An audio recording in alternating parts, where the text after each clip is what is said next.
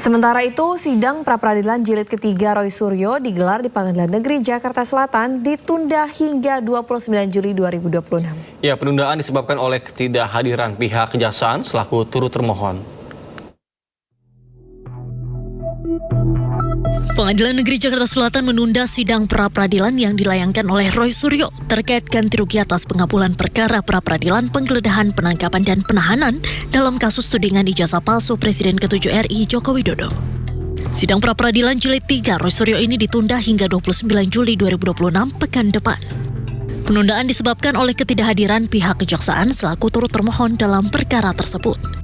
Untuk itu, Hakim Tunggal memutuskan untuk menjadwalkan ulang persidangan guna memastikan kehadiran seluruh pihak terkait.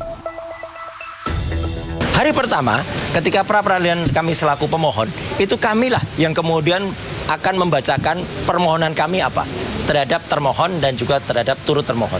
Jadi kami itu tidak bisa kemudian santai-santai. Hari pertama itu hari kita, baru hari kedua besok itu jawaban dari seharusnya termohon dan juga turut termohon. Kemudian kami juga harus langsung memberikan jawaban hari itu juga, yaitu berupa replik dan juga mereka kemudian duplik. Sebelumnya pada sidang pra-peradilan kali ini, Roy mengajukan gugatan untuk menuntut ganti rugi kepada pihak Polda Metro Jaya dan Kejaksaan sekitar 210 juta rupiah atas upaya paksa yang dilakukan penyidik Polda Metro Jaya. Dari Jakarta, tim liputan iNews melaporkan. Pasukan Garda Revolusi Iran meluncurkan rudal balistik ke pangkalan AS di Yordania. Sido Today akan segera kembali, tetap bersama kami.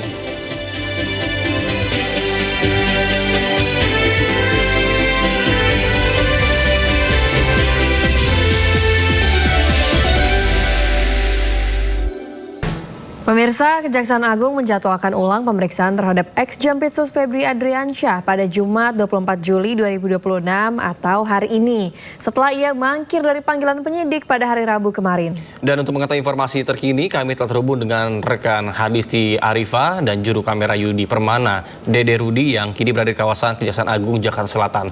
Baik, selamat pagi Hadisti, bagaimana terkait dengan rencana pemeriksaan ex-Jampitsus Febri Adriansyah pada hari ini, apakah sudah dimulai? Lala dan juga pemirsa, betul sekali bahwa hari ini mantan Jampitsus Febri Adriansyah dijadwalkan untuk menjalani pemeriksaan di Kejaksaan Agung Republik Indonesia.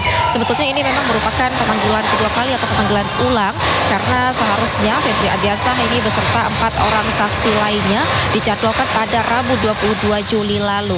Febri Adriansyah bersama dengan 3 orang lainnya diantaranya adalah Don Rito, NH dan juga PS ini dijadwalkan pada Rabu kemarin menjadi pemeriksaan, namun 2 orang tidak menghadiri pemanggilan tersebut, diantaranya adalah Febri Adriansyah dan juga NH dengan alasan kesehatan.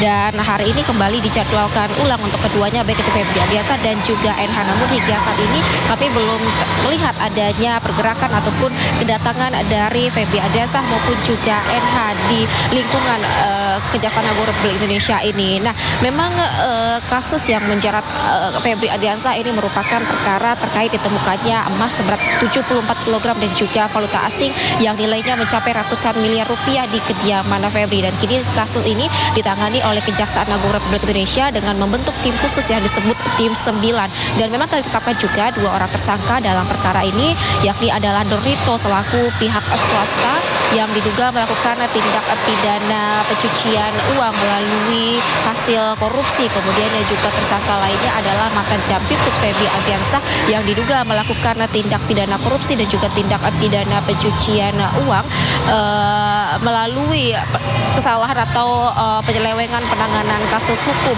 dalam perkara Krakatau Steel, kemudian juga ada PT Asabri dan juga Batubara PLTU. Dan ini merupakan pemanggilan kedua kepada Febri Adriansyah dan juga NH untuk menjalani pemeriksaan di Kejaksaan Agung Republik Indonesia terkait perkara dan juga pemeriksaan tersebut. Memang sejauh ini dari Kejaksaan Agung Republik Indonesia telah mengeluarkan total 4 sprindik untuk tentunya mendalami dan juga menangani perkara yang menyeret mantan Jampitsus ini. Nata, Lala. Baik, terima kasih Hadisti Arifa melaporkan langsung dari Kejaksaan Agung Jakarta. Selamat bertugas kembali dan salam sehat. Pemirsa, pengacara Hotman Paris Hutapea resmi mengundurkan diri sebagai kuasa hukum tersangka dugaan korupsi dan TPPU di PT Asabri. Keputusan ini diambil agar Hotman dapat fokus memulihkan kesehatannya. Pengacara Hotman Paris Hutapea resmi mengundurkan diri sebagai kuasa hukum tersangka dugaan korupsi dan TPPU di PT Asabri Febri Adriansyah. Keputusan ini diambil agar Hotman dapat fokus memulihkan kesehatan pasca operasi saraf terjepit yang dinilainya kian memburuk. Hotman menjelaskan pemulihan kesehatannya terganggu karena memaksakan diri kembali bekerja sebelum masa istirahat 2 minggu pasca operasi bius total di Singapura pada 9 Juli 2026. Rasa sakit yang merambat dari pinggang hingga kaki membuatnya khawatir berisiko lumpuh jika terus menangani perkara berat. Hotman mengklaim harus mengonsumsi pereda nyeri sebelum terbang untuk pemeriksaan lanjutan. Di awal Juli saya sudah bolak-balik ke Medistra, termasuk Ibu Dokter Teni yang ngerawat. Terus saya akhirnya operasi saraf kejepit di rumah sakit di Singapura, di Novena. Di sana udah operasi tanggal 9. Persis kasus teman kita itu lagi rame. Terus menurut dokter di sana 2 minggu nggak boleh kerja. Anda tahu kan saya kerja 2 minggu ini. Yang Anda tahu lah kasusnya kan. Ya akhirnya makin parah. Aku sangat khawatir. Katanya kalau takut jadi lumpuh. Jadi dokter sana sudah marah-marah. Kenapa kerja gitu loh, ya? Jadi atas dasar pertimbangan itulah saya sudah dari 2 hari lalu sudah kasih tahu ke klien saya sekarang jadi mantan Febri Jampitsus, saya mengundurkan diri, ya mengundurkan diri. Terkait kelanjutan kasus, Hotman memastikan proses hukum Febri tetap berjalan meski ia mundur sebagai kuasa hukum mantan Jampitsus Kejagung. Hotman juga membantah keras rumor di media sosial yang mengaitkan pengunduran dirinya dengan isu pajak atau kepemilikan puluhan cabang bisnis. Sementara itu, Ketua Masyarakat Anti Korupsi atau MAKI, yakni Boyamin Saiman, meyakini Hotman Paris mundur sebagai kuasa hukum ex-Jampitsus Febri Adriansyah karena diminta oleh kliennya. Saya yakin mundurnya Hotman itu karena diminta oleh kliennya sendiri. Karena apa? Ya karena atas pembelaan yang blunder-blunder itu merugikan klien. Kalau diteruskan malah semakin antipati. Sudah kliennya bisa jadi dianggap public enemy gitu, diserang netizen, lawyernya yang harus membela mendinginkan suasana malah justru jadi blunder juga jadi public enemy. Jadi kalau diteruskan ya malah yang paling rugi kliennya gitu, Pak Febri. Maka ya saya sudah menduga itu pasti akan diputus kontrak sebenarnya gitu. Soal kalimatnya mengundurkan diri itu ya akhirnya kan pasti komplain tuh Pak Febri, gimana ini kira-kira kan gitu, dan tidak nyaman gitu. Yang jelas yang paling dirugikan dalam posisi ini kan klien gitu. Kalau Pak Hotman ya no problem aja gitu. Mungkin semakin kontroversial malah mungkin nggak masalah bagi Bang Hotman gitu. Selain PWI Pusat, media independen online atau MIO Indonesia juga melaporkan pengacara Hotman Paris Hutapea ke Polda Metro Jaya. Ya, laporan tersebut terkait dengan dugaan penghinaan terhadap profesi wartawan.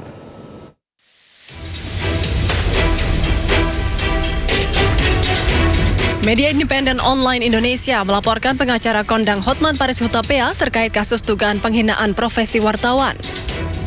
Pelapor didampingi kuasa hukum Pitra Romadoni untuk menjalani pemeriksaan di Polda Metro Jaya. Ia mengatakan saat ini sudah ada belasan saksi dan bukti-bukti tambahan seperti flash disk dan rekaman video. Pemeriksaan tambahan ya, sekaligus ada bukti-bukti tambahan juga. Dan kami kira sudah belasan ya saksi-saksinya ya. Sudah sangat banyak sekali ya. Banyak dan sekali. Ini pemeriksaannya dilakukan secara maraton. Ya, makanya kita berharap dalam waktu dekat ini saudara HPA segera dipanggil. Karena ini kan menyangkut terkait dengan profesi dan harkat martabat wartawan. Ya, kalau memang yang bersangkutan itu berkilah, saya kan bertanyanya kepada individu. Persoalannya adalah itu dalam agenda konferensi pers. Di situ dihadiri oleh berbagai wartawan. Apakah etis dan layak dibilang seperti itu di hadapan wartawan? Sebelumnya, Persatuan Wartawan Indonesia atau PWI Pusat melaporkan pengacara Hotman Paris ke Polda Metro Jaya atas dugaan pelecehan terhadap profesi wartawan saat jumpa pers terkait kasus mantan Jampitsus Febri Adriansyah.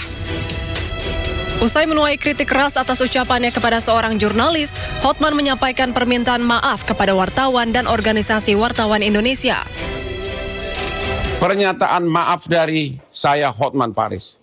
sehubungan dengan himbauan Persatuan Wartawan Indonesia PWI dan juga rekan-rekan wartawan lainnya, dengan ini saya menyatakan maaf sebesar-besarnya atas pernyataan saya pada waktu konferensi pers di kasus mantan Jampitsus.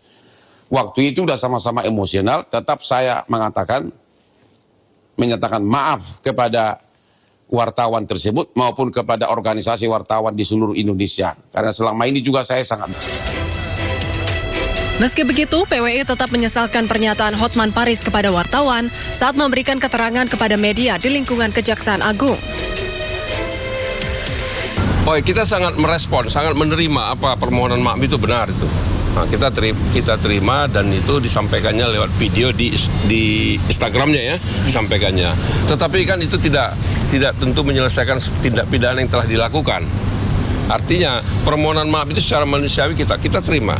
Kita juga kan sebagai insan yang memberikan maaf ya, kita selalu saling memaafkan. Tetapi tindak pidana yang dilakukan itu tidak mengurangi lalu menghilangkan tindak pidana yang dibuat gitu. Dalam perkara ini, Hotman diduga melanggar pasal tentang pencemaran nama baik, penghinaan ringan dan fitnah, juga pasal tentang pers terkait dengan menghalangi kerja pers. Tim Liputan iNews melaporkan. Pemirsa, pengacara Hotman Paris Hutapea mengaku siap menghadiri pemanggilan polisi sebagai terlapor dalam kasus dugaan penghinaan terhadap profesi wartawan. Ya, meskipun tengah memiliki masalah kesehatan, dirinya menegaskan tidak akan menghindari proses hukum. Merasa aduan-aduan seperti itu gimana ngerespon itu? Don't worry lah. Don't worry. Seandainya Bang diminta... Itu kan dari orang ke orang. Kan gua terangin dia panjang lebar, dia terus ngotot, akhirnya harusnya jawabannya, lu ngerti nggak sih? Gua bilang sama saja dengan otak, lu punya otak sih kok nggak ngerti itu loh. Dan itu ke oknum lu, bukan ke organisasi. Jadi itu delik aduan, bukan delik pers gitu loh. Tapi seandainya Abang diminta untuk klarifikasi... Ya pasti datang lah kalau dipanggil. Aduh, gua kan cukup itu aja, ya. Jadi nggak ada apa-apa. Itu nggak masalah. Kalau gua bilang, lu ngerti nggak sih? Itu artinya lu itu siapa? Ya kau kan? Kau itu siapa? Perorangan. Gua kan nggak pernah menyinggung lembaga pers. Dan juga itu bukan ke press conference, itu kan doorstop. Menilai penanganan kasus ex-Jampitsus Febri Adriansyah salah, mantan Menko Polhukam Mahfud MD sampaikan surat terbuka ke Presiden Prabowo Subianto. Ya, Mahfud meminta Prabowo turun tangan dan mengalihkan kasus Febri ke KPK. Bapak Presiden yang terhormat, kami melihat dan merasakan pada saat ini perkembangan hukum kita sudah begitu buruk dan sangat mengkhawatirkan. Terasa ada ketidakadilan karena pasal-pasal hukum dioperasionalkan secara bertentangan dengan public common sense, yaitu logika dan kesadaran nurani publik. Memperhatikan perkembangan terkini terkait dengan kasus mantan Jampitsus Febri Adriansyah misalnya, saya menilai penanganannya sejauh ini sudah salah karena dilakukannya pengalihan penanganan penyidikan dari kepolisian ke kejaksaan. Mekanisme semacam ini tidak dikenal dan tidak pernah terjadi. Tidak dikenal dan tidak pernah terjadi sepanjang sejarah penegakan hukum di Indonesia. Dan ini memang tidak boleh terjadi. Karena coupling urusan dan kewenangan setiap institusi penegak hukum itu sudah ditentukan oleh undang-undang, yakni Kitab Undang-Undang Hukum Acara Pidana. Itulah kesalahan pertamanya.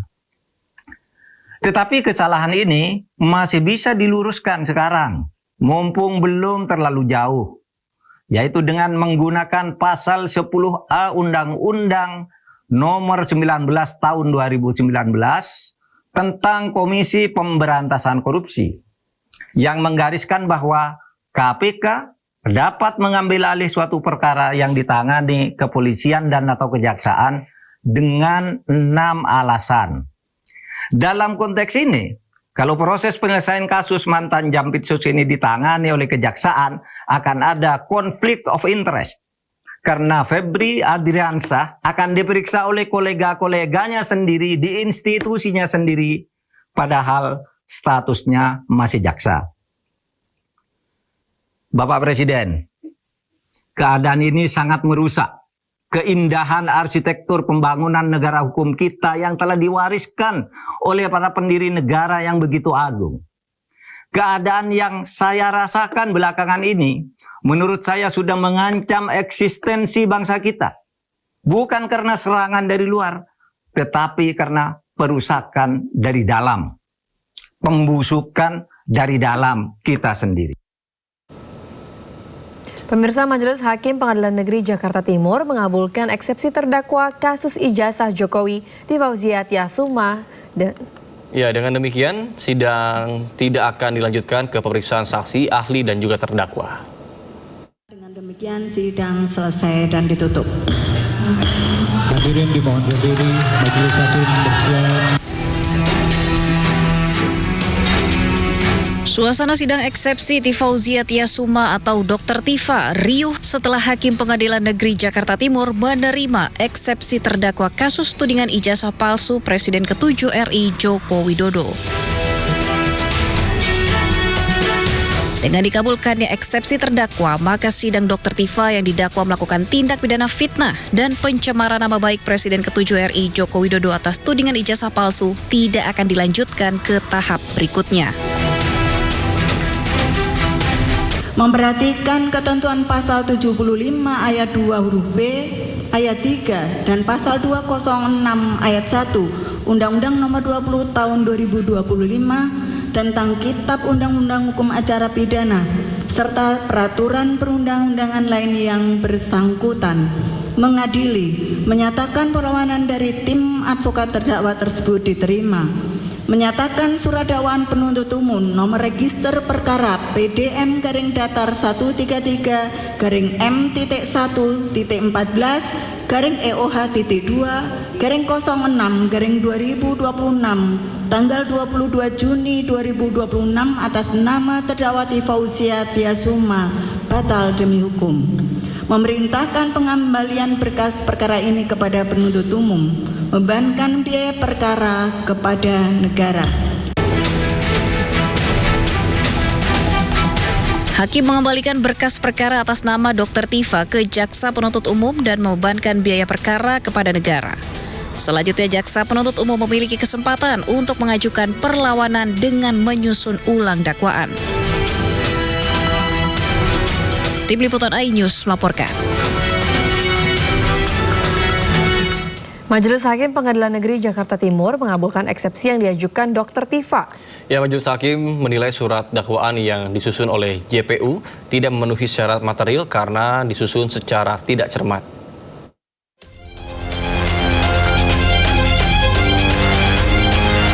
Majelis Hakim Pengadilan Negeri Jakarta Timur mengabulkan eksepsi yang diajukan oleh terdakwa kasus tudingan ijazah palsu Presiden ke-7 RI Joko Widodo, Tifauziah Tiasuma atau Dr. Tifa. Majelis Hakim menilai surat dakwaan yang disusun Jaksa Penuntut Umum tidak memenuhi syarat material karena disusun secara tidak cermat. Atas dasar itu, surat dakwaan dinyatakan batal demi hukum dan pemeriksaan perkara tidak dilanjutkan. Dalam pertimbangannya, Majelis Hakim menilai Jaksa Penuntut Umum memasukkan dua pasal yang mengatur delik yang sama, tetapi berasal dari dua rezim undang-undang yang berbeda sebagai dakwaan alternatif. Menimbang bahwa penuntut umum dalam dakwaan alternatif pertama subsidiar dan dakwaan alternatif kedua subsidiar telah menentukan dua pasal yang mengatur delik sama persis, hanya saja berada dalam dua rezim undang-undang berbeda yang terhadapnya berlaku azas-azas sebagaimana telah disebutkan di atas, antara lain azas lex meteor, azas lex posterior derogat legi priori.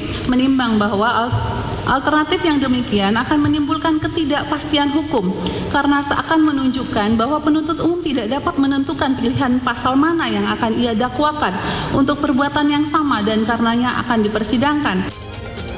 Menurut Majelis Hakim, penyusunan dakwaan tersebut justru menimbulkan ketidakpastian hukum karena menunjukkan keraguan-raguan Jaksa Penuntut Umum dalam menentukan pasal yang tepat untuk didakwakan atas perbuatan yang sama. Dari Jakarta, Tim Liputan iNews melaporkan. Setelah Pengadilan Negeri Jakarta Timur mengabulkan eksepsinya, terdakwa pencemaran nama baik dan fitnah ijazah palsu Jokowi, Dr. Tifa, memastikan tetap akan memperjuangkan kebenaran terkait pembuktian ijazah Jokowi. Ya, Tifa tetap akan berjuang membuktikan hasil penelitian yang mengenai ijazah Jokowi. Demikian sidang selesai dan ditutup.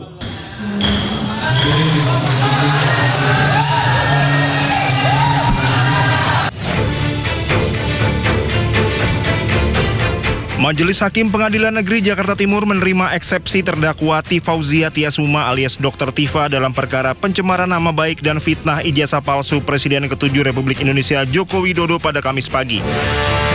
Dengan putusan tersebut, persidangan ini tidak dilanjutkan ke tahap pembuktian alias berhenti.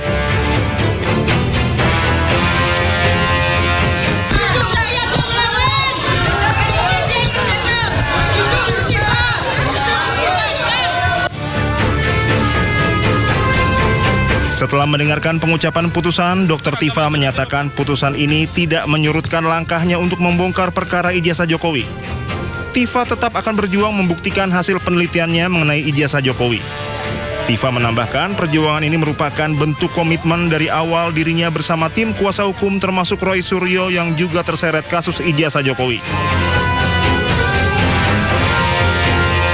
Seluruh rakyat Indonesia, percayalah bahwa keputusan dari Majelis Hakim pada hari ini untuk menerima eksepsi kami tidak menyurutkan langkah saya, tidak menyurutkan langkah kami untuk terus memperjuangkan kebenaran, terutama terkait dengan persoalan yang selama ini sudah menjadi beban bagi seluruh bangsa Indonesia terkait dengan otentitas dari ijazah yang selama ini menjadi polemik. Sehingga apa? Sehingga ke depan kita tidak perlu harus menemui persoalan ini lagi pada presiden-presiden maupun pejabat-pejabat berikutnya. Ini yang paling pokok. Dengan batal demi hukum ini, apa yang dimaknai apa? Bahwa perkara ini tidak layak dipersidangkan.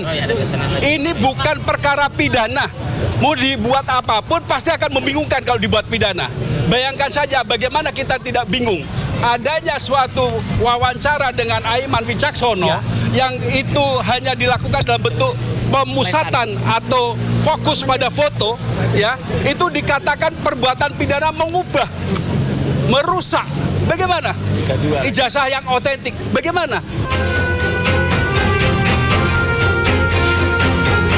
Sebelumnya, Majelis Hakim Pengadilan Negeri Jakarta Timur menerima eksepsi terdakwa Tifauzia Tiasuma alias Dr. Tifa dalam perkara pencemaran nama baik dan fitnah ijazah palsu Jokowi pada Kamis pagi. Persidangan ijazah ini tidak dilanjutkan ke tahap pembuktian. Majelis Hakim menyatakan berkas perkara Dr. Tifa beserta seluruh barang bukti harus dikembalikan kepada jaksa penuntut umum.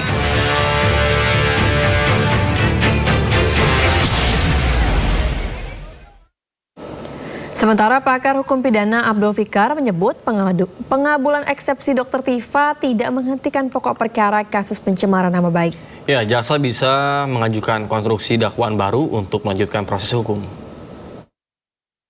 Artinya dakwaan itu menjadi batal, ya, dinyatakan tidak diterima eksepsinya, kemudian batal majelis hakim menyatakan batal dakwaan, maka dakwaan itu menjadi batal.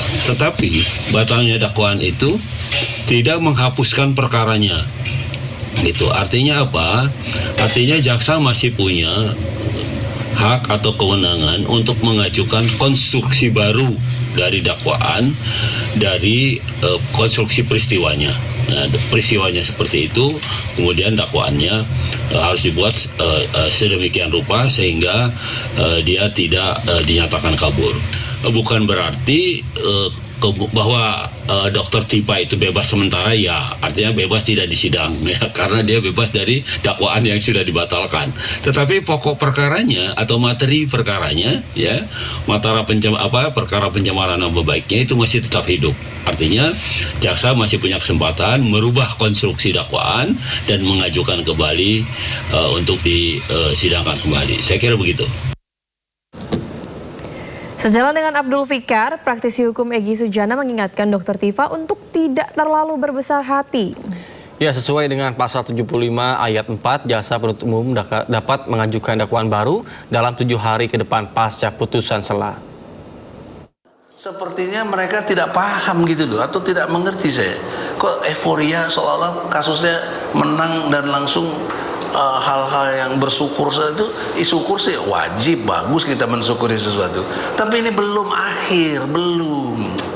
Masih ada peluang dari jaksa untuk dakwaan yang diulang gitu loh. Nah, KUHP yang baru pasal 75 ayat 4 menyatakan boleh dapat diulang. Tapi persoalannya di waktu 1 minggu.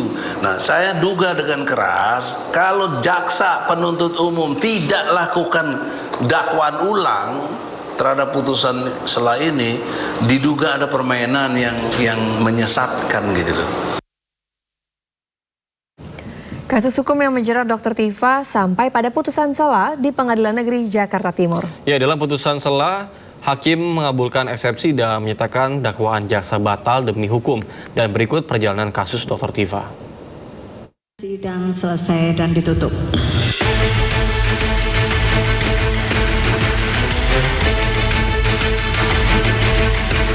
Tifauzia Tiasuma atau Dr. Tifa ditetapkan sebagai tersangka sejak November 2025 atas tuduhan menyebarkan informasi palsu terkait ijazah Presiden ke-7 Republik Indonesia Joko Widodo. Pada 19 Juni 2026, Dr. Tifa dijemput paksa penyidik Polda Metro Jaya dari apartemennya di kawasan Tebet, Jakarta Selatan. Tidak mengikuti jejak rekannya Roy Suryo yang mengambil pra-peradilan, Dr. Tifa menjalani sidang pokok perkara dengan agenda pembacaan dakwaan di Pengadilan Negeri Jakarta Timur pada 2 Juli lalu. Sidang selesai dan ditutup.